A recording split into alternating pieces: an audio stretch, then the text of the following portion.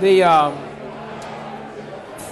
what happens in the sport of triathlon is that people don't stay in the sport very long. It's a sickness that developed a few years ago. People would get involved in triathlon. They'd have some friends that were riding bikes and say, well, I'd like to do that. So they'd buy a bike and they'd go do a couple of local bike rides. And then all of a sudden they'd say, well, I'm going to go do an Ironman. And you go, well, you know, most people train for like 3 or 4 years before you go do an Ironman. They don't do a sprint race and then go do an Ironman. But now in America, there's a trend that people buy a bike, buy some running shoes, and go do an Ironman and get their ass handed to them. And then they're out of the sport.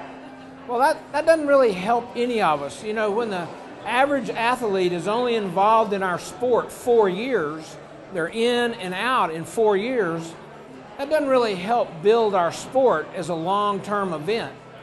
So one of my goals that I'm preaching on now is what can we do to make people understand that, yeah, life, you know, triathlon is a lifestyle, and it's a more than a 4-year lifestyle. It's a good, healthy 10, 12-year event.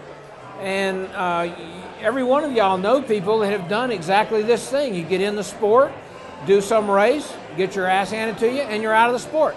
Well, you know, we've got to try to break that down. I think that's not good for the whole business, and I think it's bad for the sport. So, you know, my suggestion to y'all is, as athletes, is to try to encourage your friends to do shorter races and get into a more realistic training schedule to where you develop into the lifestyle and start enjoying that better, because triathlon is supposed to be fun. The original concept of triathlon was that you're not racing the guy next to you, you're racing against that clock. You know, the clock doesn't care where the time comes from. It doesn't care if you do it by having a faster transition or you do it by having faster wheels or cooler bike. You're racing against the clock. But when you make it personal to where you're racing specifically against another person, then it's like prize fighting, and you're really losing sight of it.